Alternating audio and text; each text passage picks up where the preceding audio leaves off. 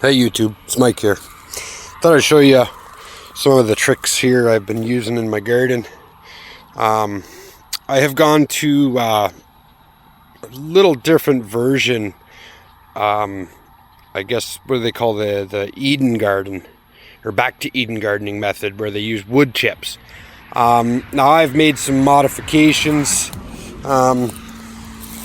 If you look here, what you'll see.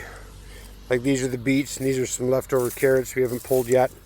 And the ground is right there.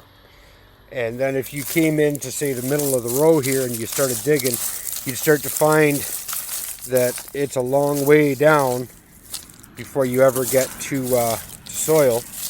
Now this garden, one of the issues I had with it was from pulling stones out. And just really crappy fill soil. I was having a heck of a time, and my soil levels had dropped so much that I had a couple of people actually trip trying to get in and out of the garden, not paying attention when I was talking to them.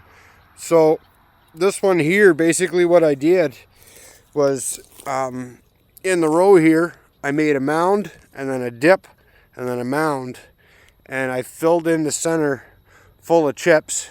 And then once stuff came up, to keep the weeds down, what I did is, once it got high enough, I did a real clean weeding and then got a few chips and put them over top. So now what I got to do is pull the chips back, and then I take the crop or whatever, work it, and then plant it in the spring. So that's that. And this was the first year for this piece.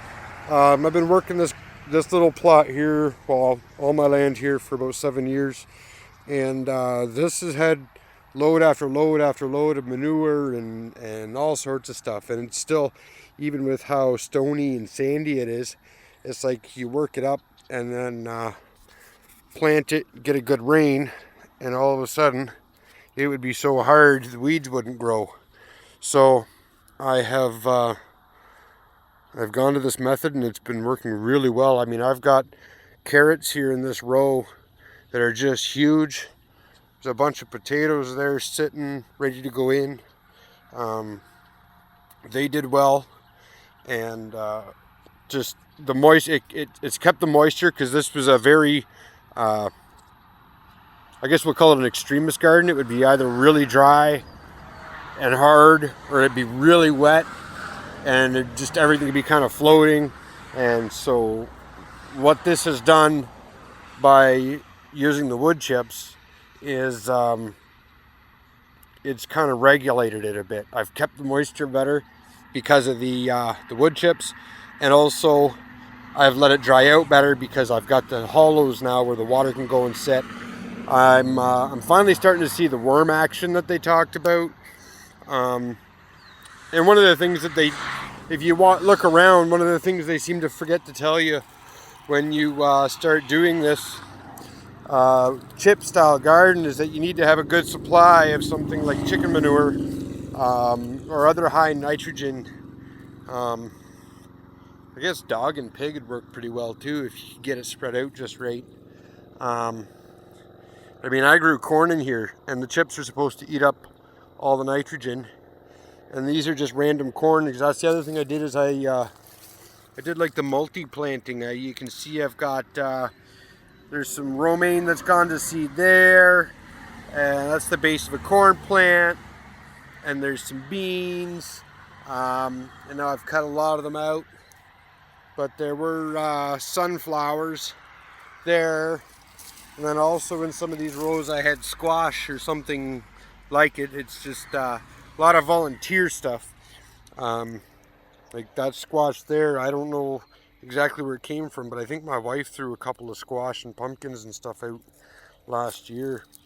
My sunflowers go to these wild multi-headed things too, and now I started collecting seeds, and then we got a whole bunch of rain, and then my bucket got all wet. So I think I lost one batch, but I got lots more. I'll see here if I can get them.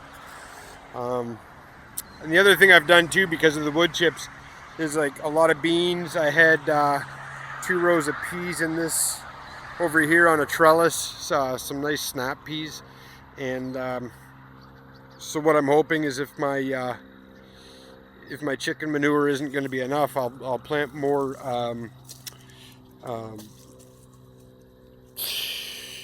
nitrogen grabbing type peas and beans and what have you. Here I was going to show you, I got a pile of, this is just garbage, wood chips. This one's got a lot of pine in it, and I think a bit of maple of some sort, because he dropped this firewood with it too. So that was nice of him. They kind of recommend you give a little bit per load, and at this point, I mean, he's brought enough loads here. He's not really even looking for anything. He just kind of comes and dumps. I think he likes the fact that I'll take load after load. Because here is my other garden. I'll come down here and have a look. The far end where you can see I got done a little bit sooner here. This is labor intensive to set up, and I've tried a few different methods now. Here are my tomatoes here in southern Ontario. I was going to say this year, according to my research, we've had some issues with just like sheer temperature or overall heat, and so a lot of these tomato crops, I mean, they came up and they were doing real well, and they made a bunch of tomatoes and started to get ripe, and then it looked like all of a sudden we had a cold snap and it looked like they were getting blight. And I had some people wondering what was going on, and I went and looked, and they all seemed to have that spotty leaf and whatever. And the biggest common denominator that I kind of noticed right off the bat was that anybody in the city seemed to not be having the trouble, and everybody like me outside of the city, we were all losing our tomato plants. Some varieties were taking a little better and some not. And when I did the research, according to the Ontario Ministry of Agriculture, this year there's a lot of crop loss just due to low temperatures, not freezing, nothing like that. Any tomatoes that did grow did well, then ripened on the vine, everything was fine, but the actual plants themselves just died in the end. Because I've gone to wood chip next to the tomatoes or the strawberries, I just planted these this year. They filled in real nice. Kind of cheated, bought some potted strawberries that like for hanging baskets that were cheap, and planted them in here, and they've really done well. And then I mixed in a few bush strawberries, wild strawberries, and so they're going to come along all right if I can keep them over the winter and keep the weeds out of them, because that's been the biggest problem. I've pulled a strawberry patch already. Got a little blueberry plant. Don't know if it should be this dark already this year, but the weather hasn't really, like I say, it's been so cold that things haven't really always done that well. And then here's a bunch of recent everbearing raspberry transplants, and you can see I've done the wood chips all through here. This was some of the first. There's some peppers that are still doing all right, and then over here is another batch of peppers that are doing all right. So it's a bit of an odd year, I guess. Anything that's really dependent on having a certain amount of heat, like these here plum tomato, or yeah, whatever you call them, the canning tomatoes, they've died right off. They made a few tomatoes and before they could really get going, and yet once in a while you'll look and here there's a top still trying to grow. So whatever's going on, it's had a weird effect, and so we'll see. Down here you can see I've started prepping the rows and getting the chips in. It is labor intensive. My chip supply, I mean, the guy was bringing them like crazy, and yet, you know, he'd bring a lot, and then there'd be a break, and then he'd bring some more, and then there'd be a break, and I was kind of trying to hold off and get things organized as I went, and by halfway through the year I kind of got frustrated and just decided to leave it. My rototiller broke last year, so I didn't want to bother getting into that, and yet you look, and I should have really got on it, but like here in the ruckus, Like there is a nice little, well, there's a couple of them right there, celery plants. And now it's so late, I don't know if they're going to get to do much, but there's a few spots I had where the, what I had been doing previously, this is nice black dirt, but it's a little on the wet side. It's like it's kind of a drier swamp muck. It's not super floody, but it's floody enough. And so I can grow really nice celery when I want to. And so what I do is I always have a couple of rows on the go. One row is first year, and the other row is second year when they seed.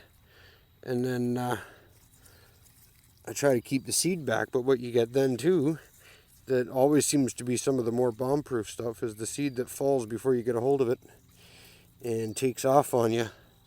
So that's kind of cool. I'll have to see. I don't know whether these will probably go into second year next year and go all the seed on, because these would have been first year. So that's what you get, I guess. I should have been in here and I should have transplanted them all into a row, and instead of just, you know, letting my weeds grow, which is going to be brutal next year. I'm really hoping, like, if you get a look here, I got the chips going in, and a couple rows going here at the one end. So hopefully once they're in, they're going to calm the weeds down in the pathway, and then I can either pull. I've even considered using some Roundup. I don't know. I'm not big on spraying, mostly because I'm cheap. Yeah. But this may be an instance where if you did it just right, I think I would actually do more of a wipe instead of a real spray. There's they call it wicking in the organic community, where they go along with a rag soaked in Roundup or hanging out of a bucket of Roundup, and they brush up the plants that are in the way that they don't want.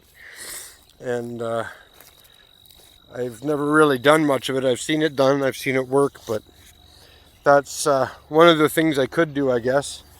We'll see how it goes. There's another kind of prime example of a sunflower going crazy in this planter here. Got a bunch of topper onions, and they'd kind of died off halfway through the year, but I see they're coming back now. And there's a great big lilac bush in the middle that I got from a neighbor and planted out, and sure enough, it looks like it's not appreciating the cold either. It's gotten kind of, maybe it's not the cold, I don't know, maybe there's a disease or something in that one, but we'll see. So anyway, that's kind of an overview. I've been wanting to do more on gardens and all that jazz, because like here's my trellis unit. This started off as a peaked greenhouse seed starter area. And to be quite honest, it was so hard to work in behind the glass the way it was. I should have done hoops and plastic, which I didn't. But now basically all I've done is, because I'd raised it a little bit, which gave me a good bottom, and then I had the peak already made, so I started building trellis off it for things like my tomatoes and some cherry tomatoes and peppers I could have tied if they'd have grown hard enough. Here's radishes going to seed, and I got lettuce going to seed. I do a lot of keeping my own seed. There's an old thing that the guy that told me the old boys, he was 80 plus, and he always talked about the old boys saying that you should save the seeds off your property for anything that you can, because you get better results. And one of the experiments I did, I don't know if we can get over there, right in about there, you'll see there's some purple beans. And I'd never grown purple beans before, and I hadn't paid attention when I started growing the green beans. But basically, I've been keeping those seeds for a few years now. And I have noticed that from the first original batch of seeds that I got to plant the first row, I mean, they were barely producing. and even the production wasn't the worst part. The plant size was poor. The health of them in general looked fairly poor, especially compared to my green beans. And then as the years have gone on, it's I think this is year 3 of growing those. And so what I do then is I save all the seeds, and when I plant the next year, I intermix here and there a couple of fresh seeds I buy. So I put a few, and I've done the same with the green beans and snap peas.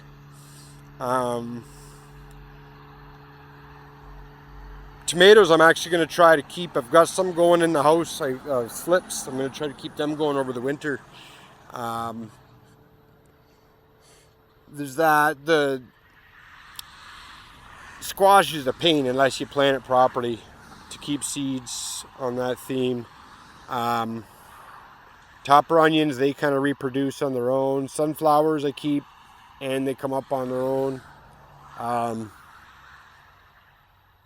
What else? Cherry tomatoes. I haven't planted cherry tomatoes in 7 years. I get a bumper crop every year. I kill off a lot of the plants in the end.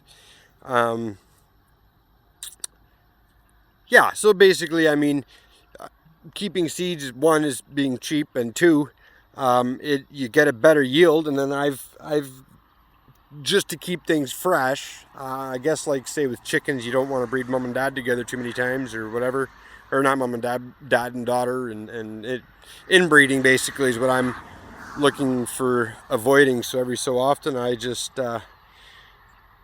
grab a pack of seeds that match up with something that I'm already growing and mix them in, and then hopefully that they mix and mingle with their genetics, keep things a little bit on the fresh side.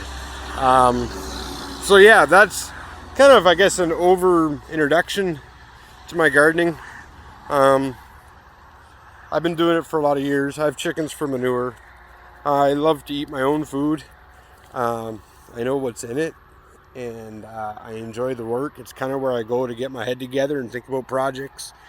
So yeah, that's what we got. And I use some modern ideas, some old-fashioned ideas, and then try to mix them in where they make sense. And for whatever reason, I now have many people that come to me for advice for whatever reason. I mean, I definitely don't get it right every year. This has been one of the poorest years I've had.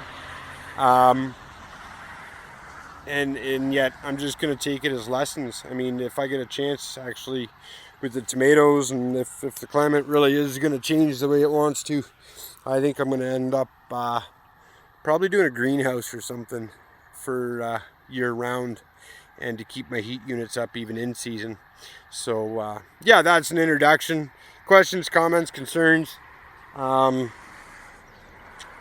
know, I do a lot of research. I do a lot of experimentation, and I like to kind of share ideas back and forth. And yeah, hopefully you find it interesting. And if you do have a question, feel free to ask. Maybe I'll do a video on it if it's a longer answer, and then everybody can know.